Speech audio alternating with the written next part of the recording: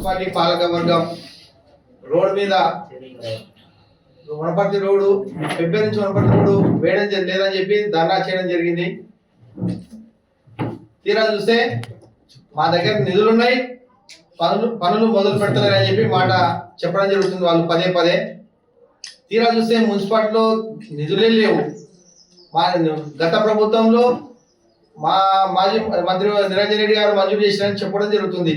తీరా చూస్తే అక్కడ 2,80,00,000 పనులు ఉన్నాయని చెప్తారు. ప్రభుత్వం మారిన తర్వాత ఆ టఫ్ఐడిసి వర్క్ 2,80,00,000 తిరిగి వాపసు వెళ్ళడం జరిగింది. ఆ డబ్బు మళ్ళీ ఆ యొక్క అమౌంట్ను ఎమ్మెల్యే గారు ప్రభుత్వం దగ్గర మాట కృషి చేసి ఆ డబ్బులు మళ్ళీ తిరిగి తెప్పించి టెండరు మళ్ళా రీటెండర్ వేయడం కూడా జరిగింది. అదే కాంట్రాక్ట్ దగ్గర రీటెండర్ వేయడం జరిగింది. ఆ విషయం పాలకవర్గానికి తెలుసు. కానీ వాళ్ళు ఉనికి ఎక్కడ 30 రోజులు 40 రోజుల మధ్య వాళ్ళ పరిపాలన ఉంది, గతం ఉంది. ఆ వాళ్ళ ఉనికి కాపాడుకోవడానికే ఈ రోడ్డు మీద ఎక్కి ధర్నా చేయడం జరుగుతుంది. గతంలో వాళ్ళు వనపర్తి అభివృద్ధి చేయాలి, వనపర్తి రోడ్డు వెడల్పు చేయాలని చెప్పి ఇది మంచి నిర్ణయం కాదనలేం. అభివృద్ధికి మేము ఎక్కడ కాంగ్రెస్ పార్టీ అడ్డు కాదు. కానీ ఆ రోడ్డుకు ఉన్న అటు ఇటున్న ఇండ్ల బాధితులను పిలిపించి వాళ్ళకు భరోసా ఇందిరమ్మ డబుల్ బెడ్రూమ్ ఇండ్లు ఉన్నాయి. కొంతమందికి డబుల్ బెడ్రూమ్ ఇండ్లు అడిగినారు, వాళ్ళకి ఆ ఇంటి కేటాయించు. తర్వాత కొంతమంది ఫ్లాట్లు అడిగినారు. ఫ్లాట్లు నీవు స్థలం లేని ఏ విధంగా వాళ్ళకు ఫ్లాట్ ఇస్తాయని భరోసా ఇచ్చినావు.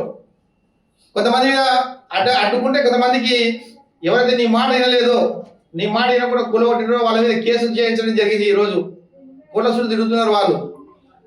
ఇప్పటికీ నేను ఒకటే అడుగుతున్నాను, మేము సుభాష్ చౌరస్లో వనపర్తి రోడ్డు బాధితులను పిలిపించండి. కొంతమంది ప్రజలు వస్తారు, వాళ్ళ మధ్య మేము కాంగ్రెస్ పార్టీ టీఆర్ఎస్ పార్టీ చర్చ పెడదాం.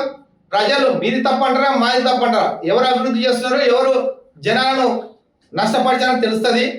మీరు మరీ మీ ఉనికి కాపాడడానికి రోడ్డు మీద ఎక్కడ మీకు ఇది సమంజసం కాదు. ఇది మళ్ళీ ఎమ్మెల్యే మేఘారెడ్డి పని చేస్తలేడు, అభివృద్ధి చేస్తలేడు అని చెప్పి ఇది మరీ సిగ్గుచెట్టు.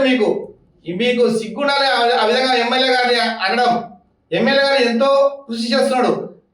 తిరిగిపోయిన అమౌంట్ను డబ్బును మళ్ళా తిరిగి ఎక్కడ నిధులు వాపసు పోకుండా, ఫండ్స్ వాపసు పోకుండా ఏదానికి మళ్ళా తెప్పించి టెండర్ వేయడం కూడా జరుగుతుంది. ఈ రోజు ప్రస్తుతం చెప్తున్నా మీతో నిధులు ఉన్నాయని చెప్పి అంటున్నారు. మన ఇంతవరకు ఎలక్ట్రికల్ పోల్స్ ఎందుకు షిఫ్ట్ చేయలేదు? తొందరగా కావాలని చెప్పి ఎమ్మెల్యే గారు దాదాపు 12 లక్షలు ఎమ్మెల్యే గారు ఇస్తున్నారు. మిగతా 12 లక్షలు మన కలెక్టర్ దగ్గర సార్ మీరు సగం ఇవ్వండి మేము సగం ఇస్తామని చెప్పి ఎమ్మెల్యే గారు దీనికి పెద్ద ఎత్తున కృషి చేస్తున్నాడు. ఈ 2-3 రోజులు అది కూడా పోల్ షిఫ్ట్ కావడం జరుగుతుంది. కానీ ఎక్కడ మాత్రం మీ ఎమ్మెల్యే మేఘాన్ని మాత్రం విమర్శ చేయడం బాగుండదు. ఇంకోసారి ఎమ్మెల్యే గారిని విమర్శిస్తే ఖబర్దార్ మీ పైన మేము ఏదైనా చేస్తుంది మిమ్మల్ని అని చెప్పి ఈ పత్రిక ముఖంగా హెచ్చరిస్తున్నాం. అన్ని నిధులు ఉన్నాయి, పనులు చేస్తలేరు అంటే పనులు చేయించాల్సిన బాధ్యత మీ పైన లేదా? చైర్మన్ గారి పైన, వైస్ చైర్మన్ గారి పైన, మీ కమిషనర్, మీ కంట్రోల్లో ఉండే కమిషనర్, మీరు కమిషనర్ను ఒప్పించుకొని పనులు చేపించకుండా అనవసరంగా ఎమ్మెల్యే గారి మీద బురద జల్లాలనే ఉద్దేశంతో ఎమ్మెల్యే గారు ఎక్కడన్నా కాంట్రాక్టర్ చెప్పి నువ్వు పని చేయొద్దని ఆపించిండా? ఏ కాంట్రాక్టర్ కన్నా ఫోన్ చేసి నువ్వు ఇప్పుడు పని చేయొద్దని చెప్పిండా? ఇవన్నీ ఏంటంటే వాళ్ళకు ఇప్పుడు వాళ్ళ నాయకునికి పదవి పోయింది, మా పదవి కూడా ఇంకొక 20-25 రోజుల్లో పదవి పోతుందనే భ్రమలో వాళ్ళు ఏం మాట్లాడుతున్నారో అర్థమైతలేదు వాళ్ళకే. కనీసం ప్రజలు నవ్వుకుంటున్నారు. నిన్న మధ్యాహ్నం నుంచి జనాలు నవ్వుకుంటున్నారు. ఏంటంటే చైర్మన్ వైస్ చైర్మన్ వచ్చి రోడ్డు మీద వచ్చి ధర్నా చేస్తున్నారంటే దాని అర్థం ఏంది? ఎవరు చేయాలి ఆ పనులు? కరెంటు పోల్లోకి 25 లక్షలు ఉన్నాయి. మీరు ఆ రోడ్ సైట్ క్లియర్ చేస్తే కాంట్రాక్టర్లు చేయడానికి సిద్ధంగా ఉన్నారు. కానీ నువ్వు సైట్ క్లియర్ చేయాల్సిన బాధ్యత ఎమ్మెల్యే గారి మీద ఉందా, ప్రభుత్వం మీద ఉందా, మున్సిపల్ పాలకవర్గం మీద ఉంది కదా? మున్సిపాలిటీలో 12 మంది కౌన్సిలర్లలో 8 మంది కౌన్సిలర్లు మీరే ఉన్నారు, 4 కౌన్సిలర్లు మాత్రమే మా వాళ్ళు ఉన్నారు. అయినా మీకు అన్నిట్లకు సహకరిస్తున్నారు. మీరు 90% దాదాపుగా 95% అప్పుడు మీ టీఆర్ఎస్ గవర్నమెంట్లో పోలీస్ ప్రొటెక్షన్ అంటే పోలీసులను పెట్టి బెదిరించి ఇల్లు కూలగొట్టిండ్రు. ఉన్న 5% మీరు ఎందుకు అంటే కన్విన్స్ చేయలేకపోతున్నారు? ఎందుకు కూలగొట్టలేకపోతున్నారు? మీరు అది కూలగొట్టి సైట్ హ్యాండ్ ఓవర్ చేస్తే కాంట్రాక్టర్లు పని చేయడానికి సిద్ధంగా ఉన్నారు. అది మా ఎమ్మెల్యే గారు కూడా మాట్లాడిన వాళ్ళకు సైట్ హ్యాండ్ ఓవర్ చేసిన ఒక 10 రోజుల్లోనే రోడ్ కంప్లీట్ అయిపోతుంది. అటువంటి దాన్ని పట్టుకొని వీళ్ళేందో అంటే మేమేందో చేస్తున్నాం, మేము ప్రజలు కూడా కొట్లాడుతున్నాం అని క్రియేట్ చేసుకోవడానికి మాత్రమే ఇదంతా చేస్తున్నారు. అందుకొరకు ఇది కరెక్ట్ కాదు. మరొకసారి మీకు హెచ్చరిస్తున్నాం, సూచన కాదు. ఎందుకంటే మీరు ఇంకొక 20 రోజులు అయితే మీరు ఇంటికి పోతున్నారు. దాంట్లో ఎవరు మిమ్మల్ని క్షమించరు. మీకు ప్రజలు మిమ్మల్ని ఖచ్చితంగా మళ్ళా తీసుకొస్తారని అయితే మేము అనుకోం. అందుకొరకు మీరు ప్రజల పక్షాన ఉండి ప్రజలకు కావాలంటే ప్రభుత్వంతో మాట్లాడదాం. మీరు 10 సంవత్సరాలు మమ్మల్ని పట్టించుకోలే, మేము ప్రతిపక్షంలో ఉన్నప్పుడు. అయినా మేము అధికార పక్షంలో ఉన్నాం. ప్రతిపక్షాల యొక్క సలహా సూచనలు కూడా తీసుకొని పెబ్బేరు ప్రాంత అభివృద్ధికి, పెబ్బేరు పట్టణ అభివృద్ధికి కూడా ఖచ్చితంగా మేము కట్టుబడి ఉంటామని చెప్పి తెలియజేస్తున్నాం. బీఆర్ఎస్ పార్టీకి చెందిన ఈ మండలానికి చెందిన వివిధ గ్రామాల నుంచి వచ్చిన నాయకులు, పెబ్బేరు మున్సిపల్ పాలకవర్గం వారందరూ పెబ్బేరులో ధర్నా చేయడం జరిగింది. అసలు ఎందుకు ధర్నా చేయడం జరగవలసింది, దానికి ఒక కారణం ఏంటి తెలియకుండా అసలు డెవలప్మెంట్ వాళ్ళు చేసింది ఏంది, మేము చేయాల్సింది ఏంది, ఆ అవగాహన లేకుండా వాళ్ళు విచ్చలవిడిగా ధర్నా చేయడం. అదే జనాలకు ఏదో వాళ్ళు ఒక హై కావాలని, అయిపోయే మూమెంట్లో మేము హై కావాలని, మమ్మల్ని ఏదో తగ్గి చూడాలని చెప్పేసి జనాల లోపల వాళ్ళు ఏదో వింతగా అభిప్రాయపడుతున్నారు. అది కాదు. అసలు వాస్తవాలు జరిగింది ఏంది, రోడ్ వైడింగ్ లో జరగాల్సింది ఏముంది, జరిగింది ఏంది ఫస్ట్ అది తెలుసుకోమనండి వాళ్ళని. ఫస్ట్ రోడ్ వైడింగ్ లో వాళ్ళు ఎన్ని ఇండ్లు కూలిపోయినాయి, ఎన్ని ఇండ్లు కూలగొట్టినాము, వాస్తవానికి మనం వాళ్ళకి ఏం హామీచ్చినాము అనేది వాళ్ళకి ఇంగిత జ్ఞానం లేకుండా విచ్చలవిడిగా వాళ్ళని పోలీసులు దౌర్జన్యంగా కూలగొట్టడం జరిగింది. అదే మా ఎమ్మెల్యే గారు గెలిచిన తర్వాత ప్రతి క్షణంలోని వాడి బాధితులందరినీ పిలిపించి మీటింగ్ పెట్టించి వాళ్ళకు ఒప్పందం చెప్పించి వాళ్ళకు హామీలు ఇచ్చి కూలగొట్టడానికి ముందుకు సాగినాం. మీరు ఏం చేసిండ్రు, ఏ ఒక్కరికైనా హామీలు ఇచ్చిండ్రా, వాళ్ళ దగ్గర ప్లేసెస్ చూపించిండ్రా, ఏ విధంగా మీరు కూలగొట్టిండ్రు?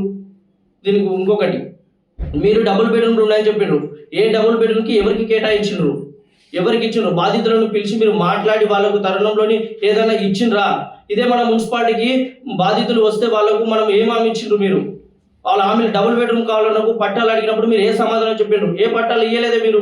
వాళ్ళని ఏ విధంగా కూలగొట్టాలి? మీకు హక్కు ఏ విధంగా ఉంది?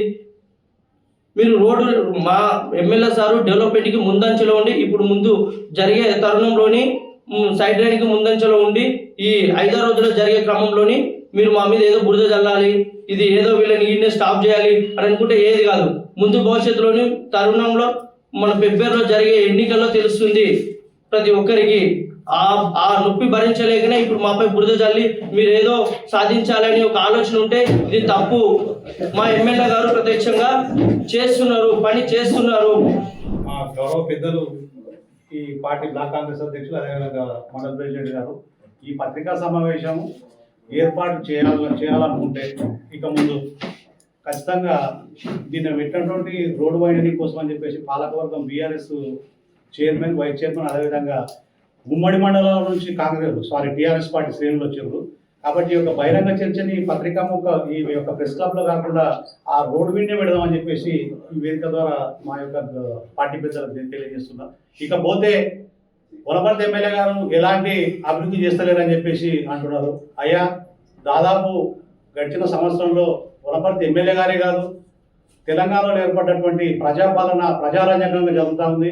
అందులో భాగంగా ఉద్యోగాలు తీసుకోండి, రుణమాఫీ తీసుకోండి, రైతుల శ్రేయస్సు తీసుకోండి, అదేవిధంగా ఎంప్లాయీస్ జీతాలు కానివ్వండి, ఇంకా ఇట్లా చెప్పుకుంటూ పోతే ఏదైనా కూడా ప్రజలకు రంజకంగానే మా పరిపాలన ఉంటుంది. కాబట్టి అందులో భాగంగా ఈ యొక్క వనపర్తి రోడ్ వైడనింగ్ లో దాదాపు బాధితులను మొత్తం మా గౌరవ ఎమ్మెల్యే గారు మార్కెట్ యార్డ్ లో ఒక పత్రికా సమావేశం ఏర్పాటు చేసి వారి నుంచి అభిప్రాయ సేకరణ చేయడం జరిగింది. ఆ అభిప్రాయ సేకరణ కూడా ఆడబెట్టితే మున్సిపాలిటీలు పెట్టవచ్చు కదా, ఎమ్మెల్యే గారు వచ్చి నైట్ వచ్చి పెట్టుకోండు, అలా ఎందుకు పెట్టాల్సి వచ్చిందని చెప్పి మళ్ళీ కూడా వాళ్ళు పత్రికా సమావేశం పెట్టారు. అయితే ఆ యొక్క పత్రికా సమావేశం అక్కడ ఏర్పాటు చేయడానికి కూడా ఒక చిన్న కారణం ఉంది. ఏం లేదు, మీరు ఎలాంటి హామీ ఇచ్చలేరు.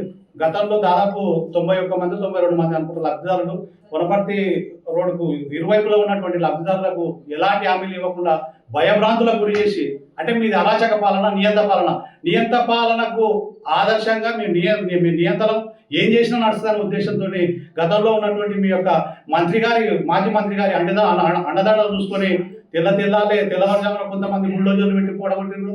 మరీ ముఖ్యంగా మా యొక్క కాంగ్రెస్ నాయకులు ఈ యొక్క అభివృద్ధికి అడ్డుకుంటున్నారు, ఇల్లు పడగొడతారని చెప్తున్నారు.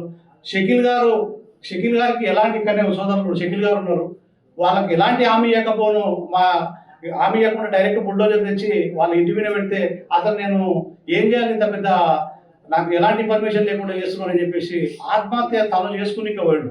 ఆ తరుణంలో మీరు దాదాపు అక్కడ ఎఫ్ఐఆర్ కట్టించారు గౌరవ వైస్ చైర్మన్ గారు అది చూస్తారంటే సంఘటన నిన్న కూడా మేము కోర్టుకు వెళ్ళి రావడం జరిగింది. దాదాపు సంవత్సరం నుంచి మేము కోర్టుల చుట్టూ తిరుగుతున్నాం.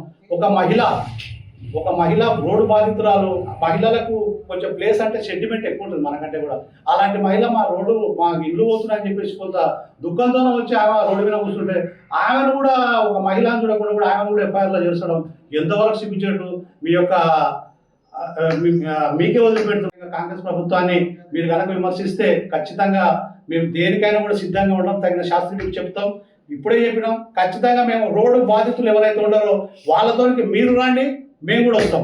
వాళ్ళతోనే మీకు ఏమామి ఇచ్చారు. ఇప్పుడు ఏదైనా ఒక ప్రణాళిక వర్క్ చేయాలంటే plan 1, plan A, plan B, plan C అని ఉంటుంది.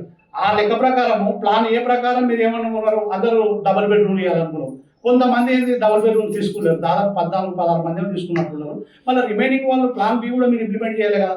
అంటే దాదాపు గవర్నమెంట్ ల్యాండ్లు 10% అనుకోండి, ఇంకా లేదంటే కూడా కొంత గవర్నమెంట్ ప్లేస్లు ఉంటాయి కదా, ఆ ప్లేస్లను ఈ లబ్ధిదారులకు ఇవ్వాలని చెప్పేసి ఎవరైతే ఇంట్రెస్ట్ ఉందో లేదో ఆ ఉన్నోళ్ళు అక్కడ పోయిన మిగతా రిమైనింగ్లోకి ఇవ్వాల్సిన ఆవశ్యకత మీకు ఉంది. ఎందుకంటే ప్లాన్ బి కూడా సిద్ధం చేసుకొని ఉండాలి మీరు. అది సిద్ధం చేసుకోకపోను మరి ముఖ్యంగా ఇప్పుడే పత్రికా సోదరులు కూడా చెప్తున్నారు, కొంతమందికి అక్రమంగా నీకు ఎవరైతే మీ యొక్క ఆగడాలకు మడుగులు వత్తుతారో వాళ్ళకు మీరు పోయి అక్రమంగా ఈడ పోయి ఇల్లు నిర్మించుకోండి, మీరు బేస్మెంట్ వేసుకోండి, ఎవరేం చేస్తారో చూస్తామని చెప్పేసి మీరు అంటున్నారేమో. కానీ ఖచ్చితంగా వారికి కూడా మేము ఖచ్చితంగా తగిన శాస్త్రం చెప్తాం. త్వరలోనే మీకు దాదాపు అంటే ఒక 1 month కూడా 40-45 days ఉంది. అందులోపలే మీరు అన్నానకున్నా కూడా పోల్ షిఫ్టింగ్ కోసం గౌరవ ఎమ్మెల్యే గారు దాదాపు 22 లక్షలు శాంక్షనింగ్ పెట్టిండ్రు. మీరు మా దగ్గర డబ్బులు ఉన్నాయి అంటున్నారు, మరి పోల్ షిఫ్ట్ చేసి మిమ్మల్ని ఎవరు వద్దంటారు, ఎవరేమొద్దన్నారు కదా. ట్రాన్స్కోకి వెళ్ళి 22 లక్షలకు ఎమ్మెల్యే గారికి తీర్మానం గౌరవ కమిషనర్ గారే ఇచ్చిండ్రు. దానికి నిధులకు సంబంధించినటువంటి మీ దగ్గర ఉంటే డైరెక్ట్ శాంక్షన్ చేయవచ్చు. అదొకటి. దాదాపు ఇక్కడ రోడ్ వైండనింగ్లో 95%, 95% ఇల్లు కంప్లీట్ అయిపోయినాయి, అంటే ఆ డిస్మెంటల్ చేసారు. ఆ 5% మీరు ఒప్పియలేక ఎందుకు పోతున్నారు, దాదాపు సంవత్సరం అయింది. ఇప్పుడు 95% డిస్మెంటల్ చేసినప్పుడు వాళ్ళని రిక్వెస్ట్ చేసి ఉండొచ్చు, భయపెట్టి ఉండొచ్చు, కాళ్ళ వేళ్ళ పడి ఉండొచ్చు, ప్రాధాన్యపడి ఉండొచ్చు. ఏదైతే వాళ్ళకి చేసిండ్రో 95% వాళ్ళకు, ఈ 5% జనాలకు కూడా మీరు చేసి ఎందుకు చేయలేకపోతున్నారు ఇంతకు?